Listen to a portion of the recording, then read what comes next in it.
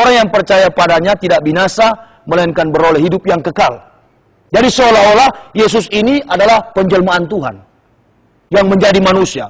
Dan selanjutnya dikatakan juga lebih radikal lagi, sangat eksklusif sekali, yakni Yohanes 4 ayat 16. Dia katakan, Yohanes 14 ayat 6, terbalik. Yohanes 14 ayat 6, begini dia punya bunyi. Kata Yesus kepadanya, Akulah jalan dan kebenaran dan hidup. Tidak ada seorang pun yang datang kepada Bapa kalau tidak melalui aku. Nah, ini seolah-olah makna yang terkandung di dalam ayat ini, ya, Yesus punya 3 jabatan, yakni jalan, kebenaran, dan hidup. Jadi orang yang akan sampai ke surga tidak akan sampai katanya kalau tidak melalui Yesus. Artinya, orang tidak akan sampai ke surga kalau tidak beragama Kristen dan mengakui Yesus tuh Tuhan. Makanya orang Kristen kuat mempertahankan dogma. Sampai kapanpun Yesus tetap Tuhan. Sampai kapanpun Yesus dan Kristen itu adalah sarana fasilitas untuk mencapai surga. Itu sebabnya sampai hari ini orang-orang Kristen di luar itu menganggap kita ini umat muslim, kaum muslimin wa muslimat adalah orang-orang yang dikategorikan sebagai domba-domba sesat. Iya, semua pendeta Kristen umatnya menganggap umat Islam itu domba-domba sesat yang perlu katanya diselamatkan.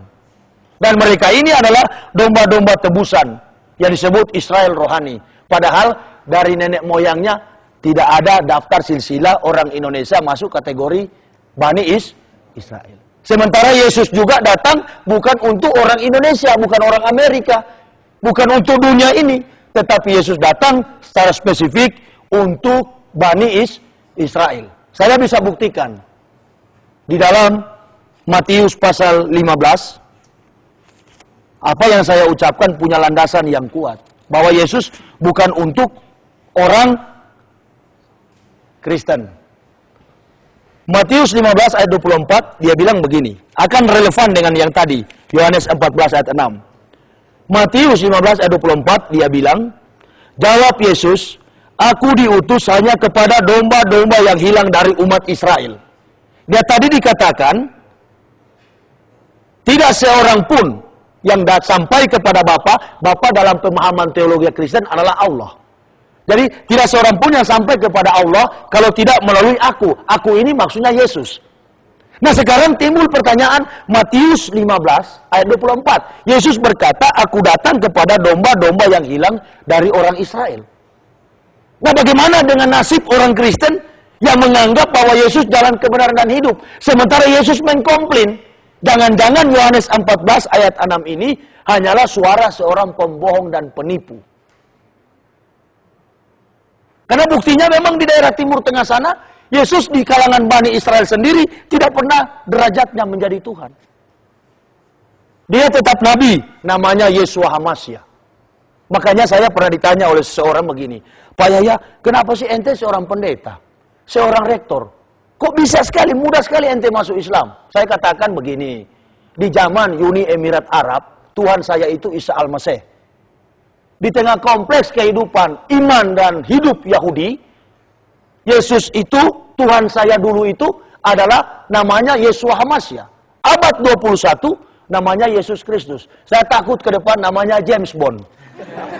Nah iya, bisa-bisa James Bond, bisa-bisa Bruce Willis, bisa-bisa jadi Jackie Chan, dan lain sebagainya. Atau Arnold Schwarzenegger. Bisa-bisa saja. Karena setiap saat berubah, sebagaimana megaloman ya.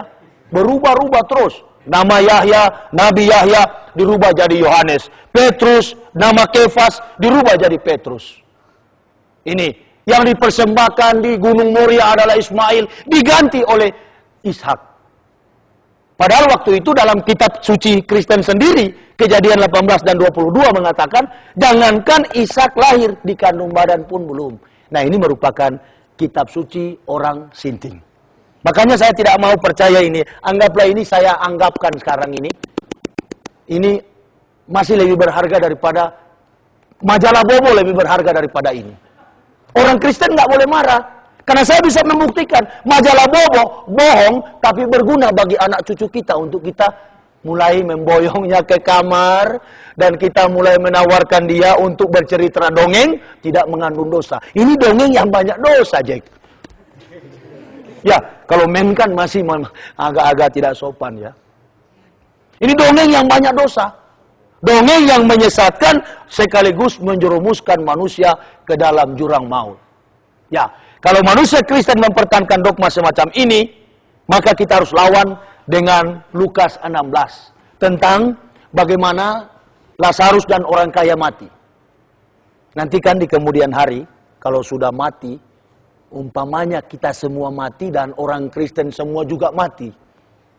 Nanti di surga sana, di hari pembalasan itu, ada neraka, ada surga. Dipanggil semua orang Kristen.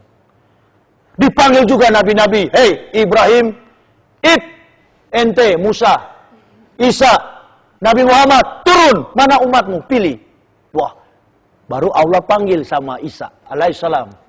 Betul selama di dunia, kamu ajarkan bahwa nggak usah sunat tapi baptis aja. Wah, Isa bilang nggak begitu. Jangankan Al-Quran, di dalam kitab sucinya dia sendiri, saya tidak pernah dibaptis, tapi saya disunat, kata Isa. Allah bilang, coba buktikan. Mana Bibelmu? Di Lukas 2 ayat 21. Isa nggak dibaptis, disunat. Yesus nggak dibaptis, tapi disunat.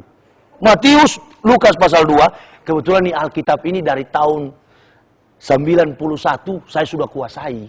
Ya, cuma simbol saja saya pegang. Makanya pendeta-pendeta takut kalau berdebat. Karena saya sudah kuasai ini. Dari A sampai Z, mau bilang tentang apa? Tentang kehidupan yang palsu. Saya tahu.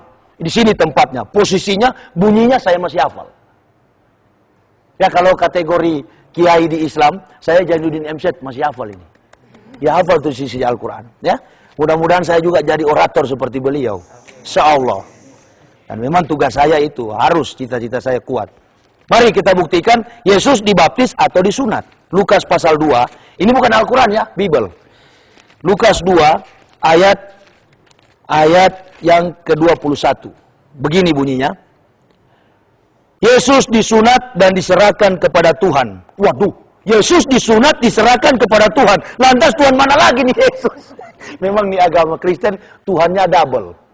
Ada Tuhan yang baru lahir dan ada Tuhan yang melahirkan, menciptakan. Jadi saya hebat sekali dulu waktu Kristen. Saya punya Tuhan 2. Semacam mobil itu double gardan. Jadi kalau Tuhan satu nggak dengar, ada. Kalau Tuhan pencipta nggak dengar, ada Tuhan yang menciptakan dengar doaku. Maka Lukas 21 dia katakan, dan ketika genap 8 hari dan ia harus disunatkan, ia diberi nama Yesus, yaitu nama yang disebut oleh malaikat sebelum ia dikandung ibunya. Nah, waktu orang Kristen dikumpul, orang Islam dikumpul, baru Allah tanya, lantas siapa yang suruh ajar baptis? Oh, ini pemabuk-pemabuk ini akan datang sama pendeta-pendeta itu. Ini pendeta-pendeta yang ajarkan. Pendeta-pendeta ini udah ditanya sama malaikat. Pendeta-pendeta katakan, lah bukan kami. Kami cuma mengacu dari apa yang Paulus bilang. Panggil Paulus. Ini Paulus dalam riwayat hidupnya, kakinya pengkor, matanya picak, dan kepalanya botak. Ini orang ini yang mengisahkan, yang mentuhankan Nabi Isa. Dia yang meyesuskan Nabi Isa. Padahal sebenarnya kalau kita lihat di gambar-gambar orang Kristen, kenapa sih kita nggak mau berpikir? Gambar-gambar di rumah yang tersalib, kalau kita lihat secara antropomorfis. Antropomorfisme itu, antropos manusia, pisme itu bentuk. Kalau kita lihat yang di dinding-dinding rumah orang Kristen, yang begini itu pakai sempak itu bukan orang Arab. Tetapi itu orang bule. Nah ini timbul pertanyaan, dari mana ada Nabi bule? Sebenarnya gampang sekali menjebak kebohongan Yahudi dan Yunani. Cuman orang Kristen itu, saya katakan tadi, sudah sesat. Sehingga dia lebih daripada sinting, sudah buta huruf. Karena tidak mau keluar dari kungkungan kegelapan itu. Banyak sekali hal-hal yang mempertahankan mereka sehingga mereka kuat bertahan pada ajaran Kristen. Tapi intinya hanya 2 ayat tadi. Yohanes 3 ayat 16 dan Yohanes 14 ayat 6. Jadi kalau adik dia jawab dengan hal itu, langsung bertanya saja. Kalau begitu Tuhan datang,